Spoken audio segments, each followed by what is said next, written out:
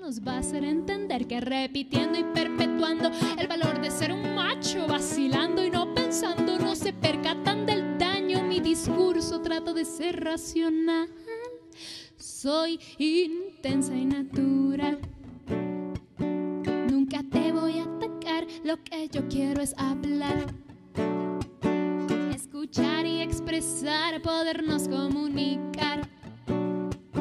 Escuchar y expresar, organizar para actuar.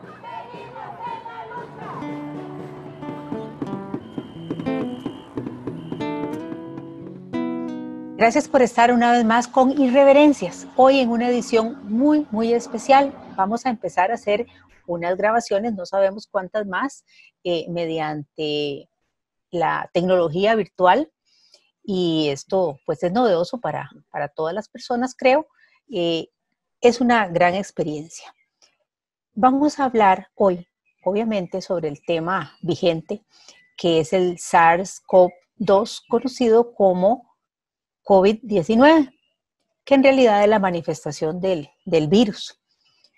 Y nos preguntamos cuando nos dicen quédate o quédate en casa, ¿en cuál? ¿En cuál casa? Hay personas posiblemente que tendrán la disyuntiva de si se quedan en la casa de la playa o en la casa de la montaña o en la casa de la ciudad. Pero habrá otras que dirán, ¿cómo nos vamos a quedar 7 personas en una casa de 50 metros cuadrados? Nos vamos a matar, no vamos a resistir. Esas son las grandes disyuntivas que esta estrategia podría estar enfrentando a diferentes personas y diferentes familias. Y para analizar precisamente los efectos de esta crisis desde la perspectiva social, hemos invitado a la doctora Montserrat Zagot Rodríguez. Ella es la directora del Centro de Investigación de Estudios de la Mujer de la Universidad de Costa Rica. También es profesora e investigadora de la universidad y una gran reconocida analista social en nuestro país. Montserrat, mil gracias por aceptar este reto hoy de hacer nuestro primer programa virtual. Bienvenida. Muchísimas gracias, Maricel. Para mí es un placer estar con vos. De nuevo, volver a Irreverencias también. Y, por supuesto, agradecer muchísimo el apoyo de Canal UCR para estas nuevas transmisiones a las que no estamos acostumbradas. Definitivamente nosotras, bueno, yo por lo menos soy baby boomer, entonces no tengo que aprender estas tecnologías, pero estoy muy entusiasmada. A mí me entusiasma aprender. No me resulta fácil, pero ahí vamos. Monse, esta es una crisis sanitaria realmente. Yo creo que es una crisis que inicia, digamos, siendo una crisis sanitaria, porque involucra, digamos, salud pública, involucra la salud de las personas, involucra, digamos, una enfermedad nueva que está circulando, pero que en realidad la definición de crisis sanitaria se queda muy corta. En realidad estamos frente a lo que inicia como una crisis sanitaria, pero que tiene posibilidades de producirnos una crisis civilizatoria, una crisis de cambio radical, donde las formas de vida a las que estábamos acostumbradas probablemente no van a volver a la normalidad en muchísimo tiempo, donde se van a desarticular procesos a los que estábamos muy familiarizados y muy acostumbrados, donde van a cambiar incluso las formas en que trabajamos, las formas en las que nos relacionamos socialmente. Algunas industrias están quedando prácticamente por el suelo y no hay posibilidades de saber cuándo se van a volver a regenerar o por lo menos a volver a su actividad normal. Pensemos, por ejemplo, en el turismo, en los viajes internacionales, del cual dependen millones y millones de empleos en todo el mundo. Las relaciones familiares y personales, alguna gente dice que si iremos a llegar a Navidad y no vamos a poder tener una cena familiar, si vamos a llegar al Año Nuevo y no vamos a poder tener una fiesta para abrazarnos y desearnos un feliz Año Nuevo. Es decir, están en juego formas de vida, están en juego relaciones económicas, están en juego formas de organización de lo laboral, y por supuesto está en juego también la forma en la que concebimos la vida. Sin duda. Esta estrategia, porque bueno, hay países que han asumido diferentes estrategias para enfrentar el virus. Costa Rica nuestras autoridades decidieron asumir la estrategia de quedarse en la casa. ¿Qué efectos sociales ves inmediatos y a un corto plazo de esta estrategia? ¿Podría tener esa estrategia, por ejemplo, impacto de género o obviamente de diferentes condiciones sociales y económicas? Sí, bueno, un elemento que no mencioné porque pensé que lo íbamos a abordar es que también esta crisis va a tener un impacto en las relaciones entre los géneros. No únicamente las estrategias de prevención o de contención, sino en la forma en que hemos entendido las relaciones entre hombres y mujeres, la forma en la que hemos entendido los trabajos que históricamente han hecho las mujeres, ¿verdad? Es decir, va a tener un impacto importante. Ahora, la estrategia de quédate en casa tiene, digamos, una serie de elementos asociados que vale la pena discutir.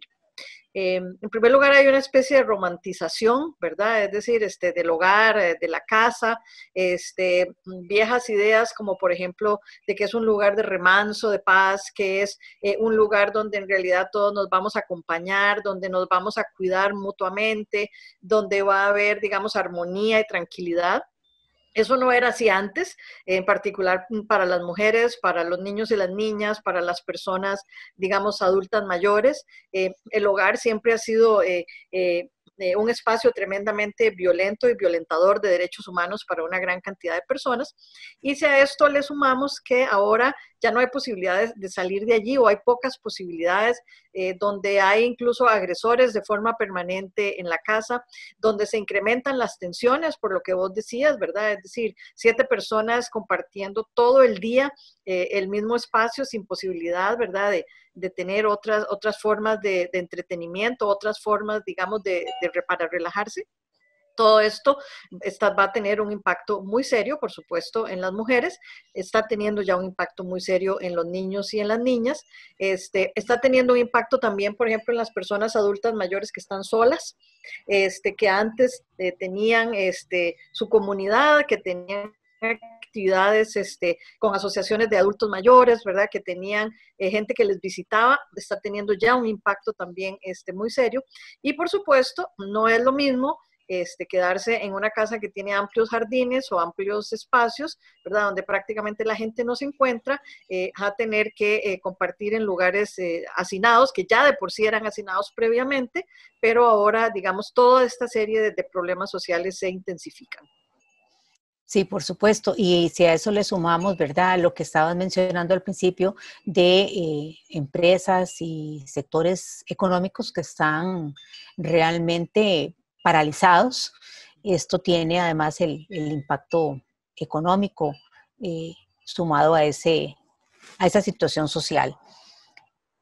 Este es nuestro primer bloque y vamos a ir a un segundo bloque de preguntas. La cuestión es transformar, enseñar a cuestionar, proponer, reinventar, no se dejen engañar. Las autoridades de gobierno en Costa Rica eligieron y el pueblo aceptó la estrategia de distanciamiento social para combatir el virus.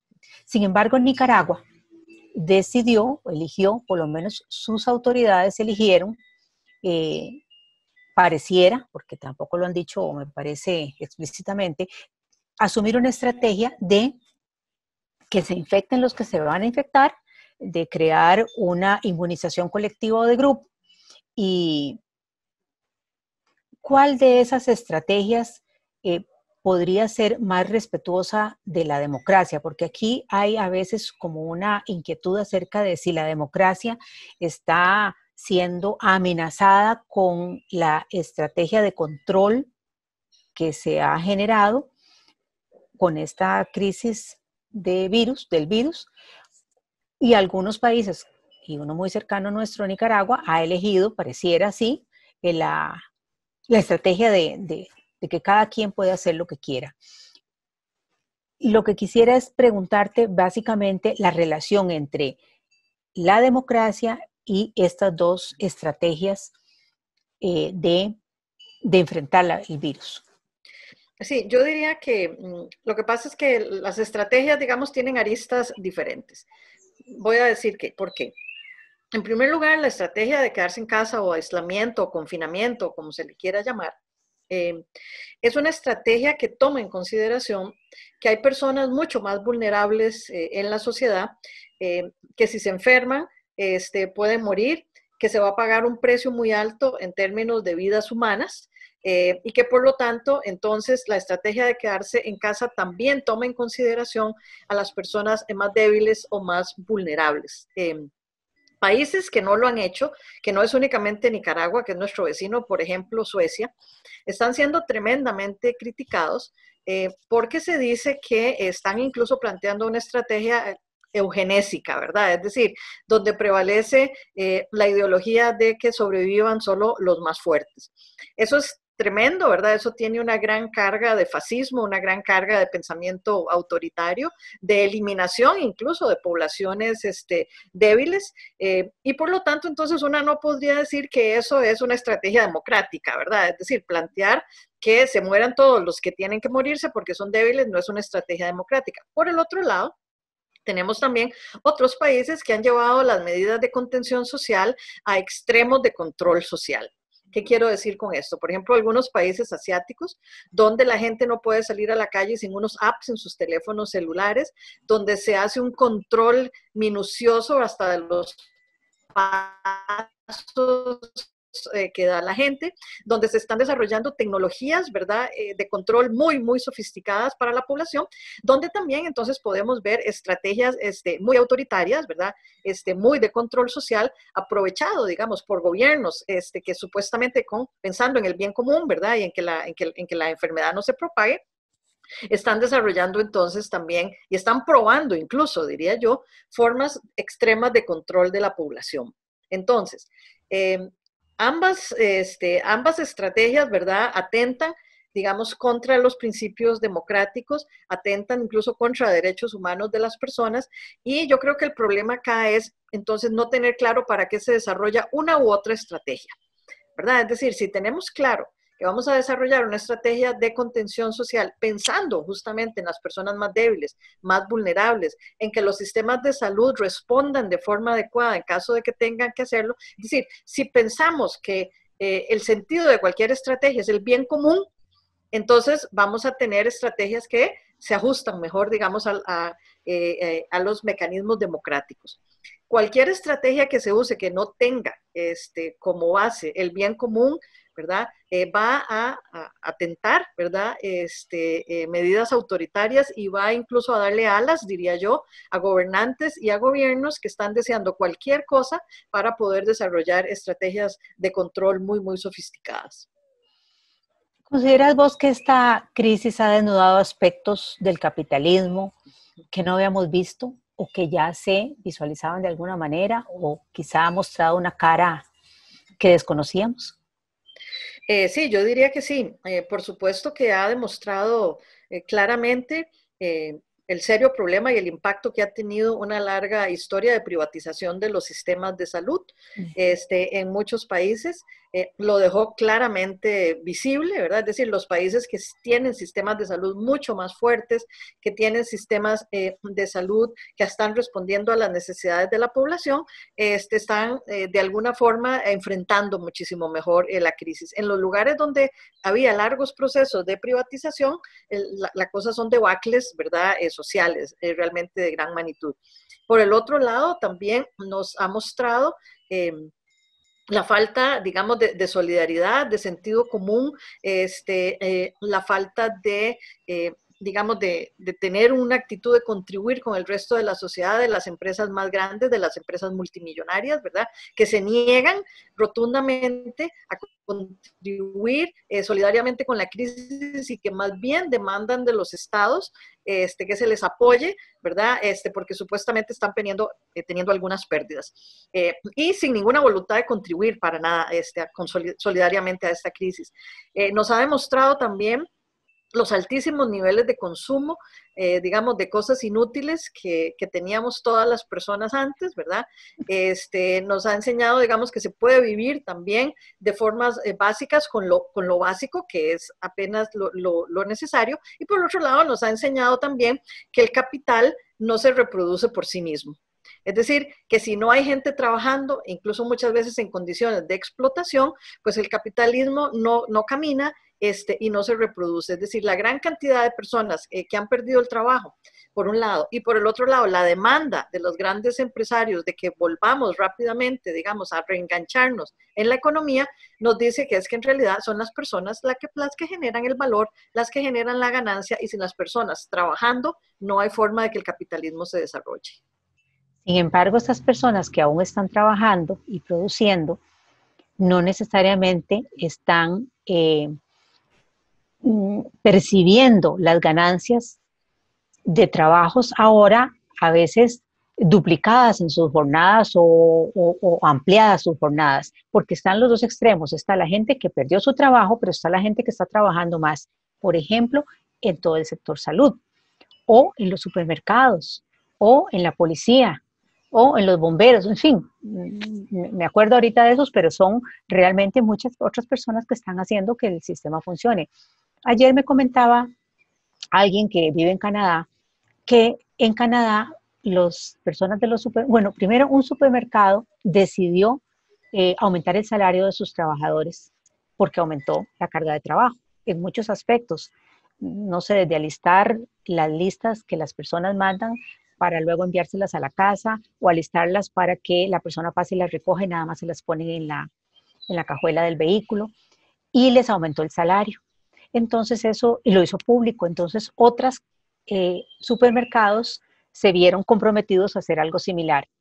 Pienso, en Costa Rica, ¿ha oído usted algo de algún esfuerzo o interés de esos empresarios o de esas grandes cadenas en hacer un reconocimiento más allá del aplauso a estos y estas trabajadoras, o en el sector salud o en la policía? Bueno, eso es parte del gobierno y tal vez ahí hay más dificultad, pero principalmente en el sector privado. Yo diría, Maricel, que otra de las cosas que quedó clara, que está quedando clara en esta crisis, es cuáles son las labores y los trabajos realmente esenciales, ¿verdad? Es decir, todo lo que veíamos como de segunda categoría, ¿verdad? Que nada prestigioso, trabajos, ¿verdad? Que muy asociados, como digo, ¿verdad? Al cuidado, a la reproducción de la vida, han salido ahora completamente a la luz como los trabajos realmente importantes. Bueno, siempre lo han sido así, porque son los trabajos que permiten la reproducción de la vida, solo que antes no lo veíamos. Yo creo que se ha creado un reconocimiento simbólico, importante para muchos de esos trabajos. El hecho de que en algunos países la gente salga a aplaudirle 5 minutos todas las noches, que ahora los medios de comunicación hablen de los trabajos realmente esenciales. Es decir, hay un reconocimiento simbólico. Pero ese reconocimiento simbólico, salvo algunas excepciones, como esas que vos estás planteando, no se ha traducido en un reconocimiento monetario o salarial mayor para todos estos trabajadores y trabajadoras. O sea, para nada. Hay algunos ejemplos, poquitos, ese supermercado en Canadá. El otro día vi de una cadena de supermercados en Estados Unidos muy, muy poderosa, que va a empezar a comprarles los excedentes de producción a la gente que son sus distribuidores, por ejemplo, en leche, en productos frescos, ¿verdad? Y todo eso, se los va a comprar para regalarlos a los bancos de comida y a la gente que se está quedando sin comida. Eso es otra iniciativa importante que demuestra también que tienen el flujo de caja suficiente como para poder incluso hacer esa compra y regalarla. En Costa Rica yo diría que lamentablemente a lo mejor hay algunos ejemplos pequeños de gente que no lo está, digamos, anunciando, pero no he visto ninguna estrategia así realmente de alguna compañía realmente poderosa, ¿verdad? Que esté siendo completamente solidaria y generosa en esta crisis. Los he oído demandando del gobierno apoyos, ¿verdad?, para las empresas. Ya consiguieron un montón de esos apoyos: reducción del impuesto de ventas, reducción en el pago del seguro social, reducciones en los alquileres, ¿verdad? Es decir, ya con menos de 2 meses, ¿verdad? Ya han conseguido un montón de ventajas, pero yo no los he visto respondiendo de la misma forma frente a las necesidades muy sentidas de la población.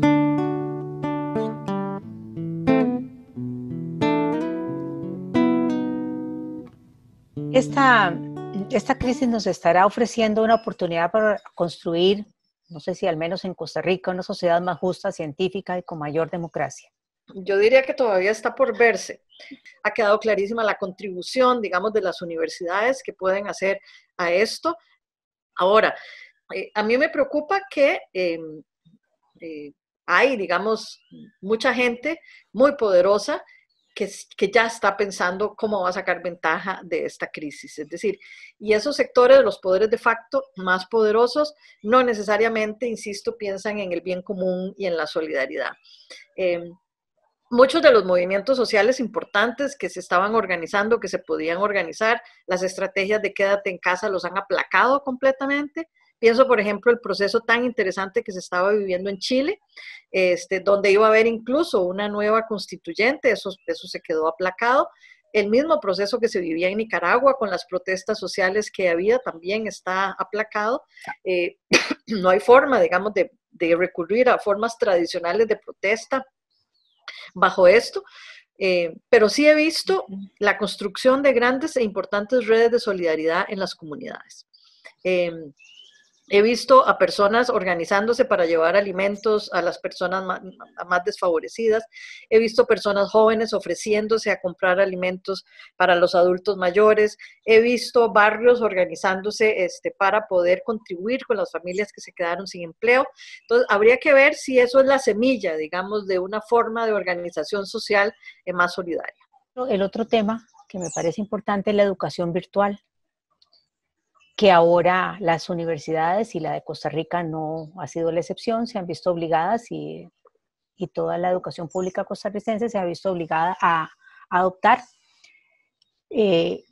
¿Será ese el futuro que vamos a tener? ¿Podrá un país como Costa Rica orientarse hacia esas estrategias de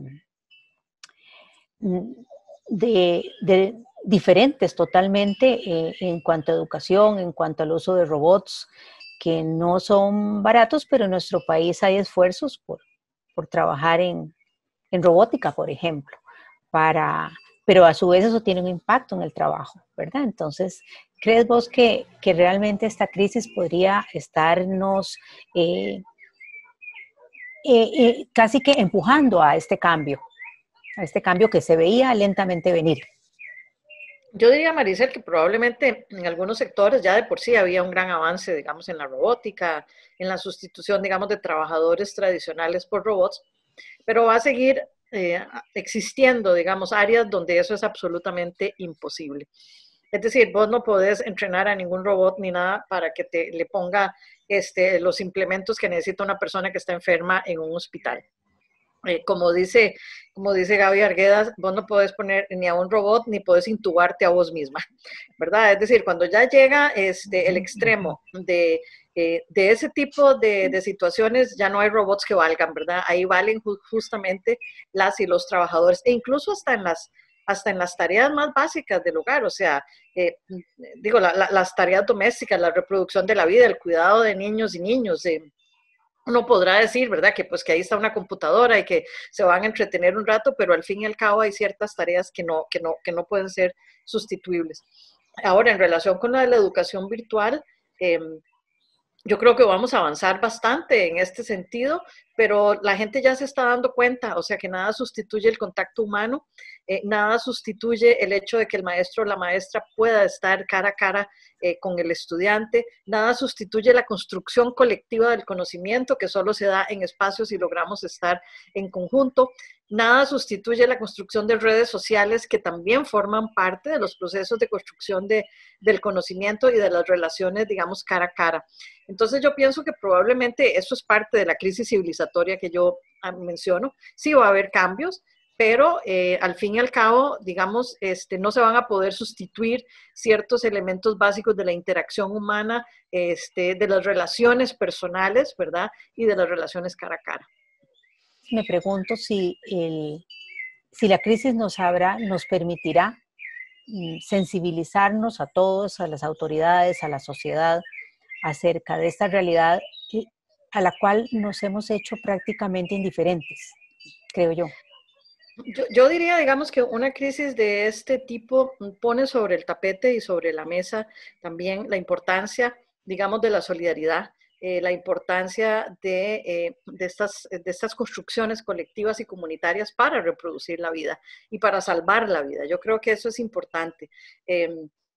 Me parece entonces que hay muchos sectores de la población que se están dando cuenta, ¿verdad? Que en una crisis como esta, el sálvese quien pueda no es suficiente, ¿verdad? Es decir, que si no hay procesos colectivos, realmente no vamos a salvarnos a nosotros mismos y no vamos a salvar a nadie. Yo creo que es importante eso. Ahora, como todo esto tiene, digamos, diferentes visiones. Como te digo, mucha gente construyendo comunitariamente, mucho organizado por mujeres, ¿verdad? Por supuesto. He visto una gran cantidad de compañeras, ¿verdad? Ayudando, digamos, a esas tareas de distribución de alimentos, de organizar a las comunidades. Y por el otro lado, ya se sabe en este momento que hay un mercado impresionantemente abierto de los súper ricos comprando islas desiertas. Comprando los yates más grandes que puedan comprar, es decir, que puedan estar en el mar durante muchísimo tiempo sin necesidad de tener contacto con la tierra, y comprando castillos. Es decir, se desató un boom a nivel internacional en la compra de ese tipo de cosas, ¿verdad? Islas desiertas, castillos y grandes yates. Entonces, eso nos dice que por supuesto, digamos, hay manifestaciones comunitarias de solidaridad que no se van a acabar, ¿verdad? Es decir, que se van a seguir reproduciendo ese sentido, ¿verdad? Colectivo de la vida, y de que tenemos que, si no nos salvamos todos, probablemente no, digamos, no hay una posibilidad de una nueva sociedad. Pero por el otro lado también están los que saben cómo jugársela en esta clase de condiciones, que van probablemente muy adelante de lo que nosotros vamos, y por eso yo digo que no hay que descuidar tampoco, y hay que seguirle la pista a lo que esos grandes poderes de facto, esos súper ricos, también están haciendo, porque eso también nos da un indicador de hacia dónde podría moverse la sociedad después de esta crisis. Muchísimas gracias, doctora. Muchas gracias, Montserrat Zagot, socióloga feminista, por acompañarnos en este programa de Irreverencias, y muchas gracias a todas las personas que nos van a ver y que ojalá nos dejen sus comentarios, sugerencias y observaciones. Quédese con Canal UCR TV con Sentido. La cuestión es transformar, enseñar a cuestionar, proponer, reinventar. No se dejen engañar, mucho menos controlar, proponer, reeducar. Amémonos en verdad, para volver a sentir nuestra humanidad. Y yo vine aquí a gritar, hombres, mujeres, cis, trans.